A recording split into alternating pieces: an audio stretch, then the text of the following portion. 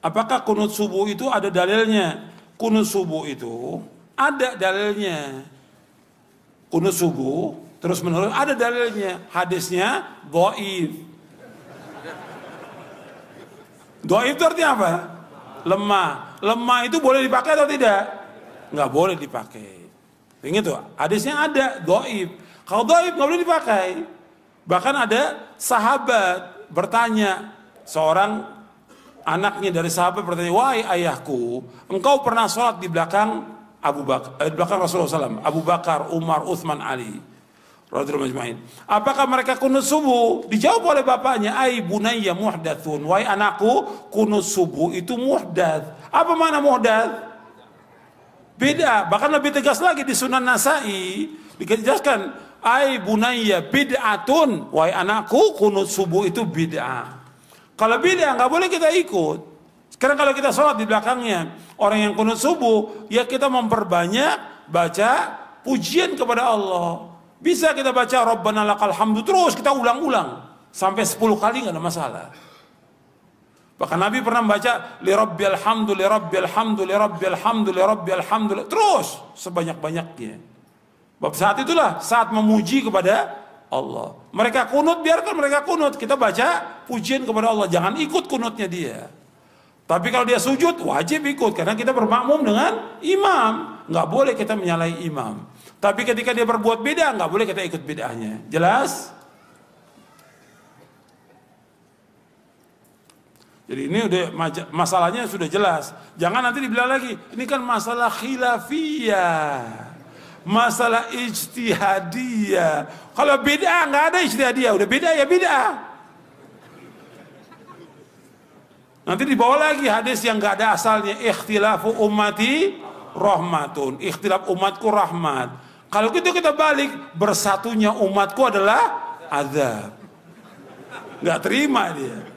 Karena ini memang nggak ada asalnya hadis ini, ikhtilaf nggak ada asalnya. Nggak ada dari Nabi, nggak ada dari sahabat, nggak ada nggak ada asalnya sama sekali.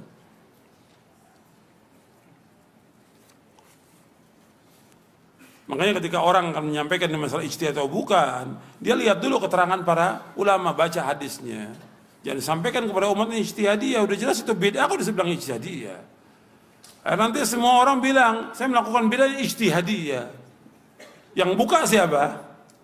Yang buka pertama kali ya ustadz juga ini, doktor-doktor. Dibilang ijtihadiyah. Artinya apa? Yang lain ngikut, kan ijtihadiyah. Beda ijtihadiyah, semua ijtihadiyah lagi. Dalil ada kok. Fa in tanaza'tum fi syai'in farudduhu ila Allah wa Rasul in kuntum tu'minuna billahi wal yawmil akhir. Dzalika khairun wa ahsanu ta'wila. Dalam surah An-Nisa ayat 59. Jika kalian berselisih tentang sesuatu dalam masalah agama, kembalikan kemana? Kepada Allah. Kepada Allah, kepada mana? Quran. Kemudian kepada sunnah. Kembalikan. Lihat. Kalau nggak tahu juga, ya tanya kepada yang lebih berilmu. Fas'alu ahla dzikri in kuntum la ta'lamun. Jadi semua itu harus kembali kepada dalil dan keterangan. Kita belajar agama ini sumbernya dalil Quran dan Sunnah. Jangan kemudian mengikuti orang banyak. Jangan kebanyakan orang bukan ukuran. Kita harus tingkatkan ilmiahnya kita sebagai seorang muslim. Setiap kita ngaji harus bertambah ilmu kita, bertambah iman kita, bertambah rasa takut kita kepada Allah. Ilmiah itu harus tingkatkan. Jangan sudah kita nuntut ilmu sekian lama dapat gelar kemudian sama obrolan kita dengan orang awam di warung kopi. Benar atau tidak itu? Nggak benar, mestinya nggak beda dong. Kita punya dalil, hujahnya ini dalilnya, ini keterangannya. Bukan, ya kata orang banyak begini. Benar ya itu? Nggak benar. Tingkat ilmiah itu ditingkatkan kita sebagai seorang muslim. Dalil, semua kembali kepada dalil, kepada hujah. Bukan kata pendapat. Kan kata syekh saya juga boleh. Kok kata syekh? Lu antum udah belajar bertahun-tahun. Mesti bawa apa? Kata dalil, kata Quran begini, kata hadis begini. Kan Dengarnya juga enak, nikmat. Kata syekh, kata kiai, kata ustadz, loh antum ini udah belajar kok, tingkat ilmiahnya sama dengan orang awam. Ngobrolnya sama orang di warung kopi, beda. Kita harus beda, kita udah ngaji. Kita punya rujukan, harus punya hujjah dalam kita beragama ini. Bukan kata orang, bukan kata orang banyak. Ya nanti kalau nggak begini kita, ya begini. Itu bukan hujjah. Dalil kalau hujjah itu. Bukan kalau nggak begini nanti gimana. Kalau kita umpamanya nih, contoh yang udah kejadian. Kalau kita nggak ikut pemilu nanti begini. Itu dalilnya siapa? Orang awam di warung kopi. Bukan dalil, bukan hujjah. Jelas. Antum tingkatkan tuh, tingkat ilmiah antum tingkatkan. Semakin ngaji, semakin paham tentang agama ini. Semakin meningkat ilmu kita, semakin tambah iman kita, semakin tambah rasa takut kita pada Allah. Enggak membolehkan menggampangkan masalah-masalah agama ini, enggak boleh. Meskipun orang banyak sudah ngomong bagaimanapun juga, enggak bisa.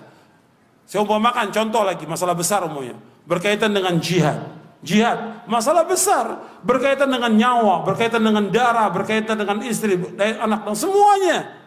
Dunia akhirat. Nggak bisa kita katakan, menurut saya fatwanya, ya karena orang diintimidasi, ya wajib jihad. Lo nggak berhak jihad. Kita bicara, para dai, para ulama nggak berhak mengatakan tentang jihad atau perintah jihad. Yang wajib memerintahkan jihad siapa? Ulil amri. Tuduhkan tuh, jangan menang semangat kembali kepada orang awam, tidak lagi mengindahkan dalil. Jelas ini. Banyak ada orang semangat, ada kejadian di satu tempat, kita jihad. Nggak bisa jihad. Yang menggunakan jihad hanya ulil amri yang punya hak dengan dasar Quran dan Sunnah. Bukan setiap orang nggak punya hak. Sekarang banyak para dai jihad. Mau jihad sama siapa? Mau merangin kaum muslimin juga? Nggak boleh. Darah kaum muslimin lebih berharga dari dunia dan seisinya. Bahkan lebih berharga darahnya kaum muslimin daripada Ka'bah yang mulia. Ini perhatikan, kita harus hati-hati dalam masalah ini. Tingkatkan ilmiah kita. Belajar kita harus tambah ilmu kita. Jangan tambah turun. Tambah ngaji, tambah dakwah, tambah turun. Bukan duduknya sama ulama, orang yang ngerti hadis. Duduknya sekarang masih apa? Mantan penyanyi. Ini tambah turun. La haula wa la quwwata illa billah. Ini kan tingkat ilmiahnya nggak benar seperti ini. Nggak berpikir dia. Ajak dia berpikir yang waras. Untuk benar ini agama bukan main-main. Mengajak orang ke sorga kita ini. Bukan ngajak orang ke neraka. Bukan hura-hura. Bukan tontonan banyaknya orang. Bukan agama ini. Jelaskan yang hak itu hak, yang batil itu batil. Tauhid, tauhid, syirik, syirik. Sunnah, sunnah, beda-beda. Kita ngajak orang kepada keselamatan dunia akhirat. Bukan ngajak ramenya orang, banyaknya orang. Bukan. Tapi bagaimana kita tanggung jawab dari Allah pada hari kiamat. Para dai, para ustadz. Ngajaknya benar enggak? Ikhlas karena Allah atau tidak? Jujur atau tidak dia dalam dakwah ini? Akan ditanya oleh Allah pada hari kiamat. Kita harus tambah takut kita kepada Allah. Karena umat ini butuh penjelasan kita. Supaya dia paham tentang agama dan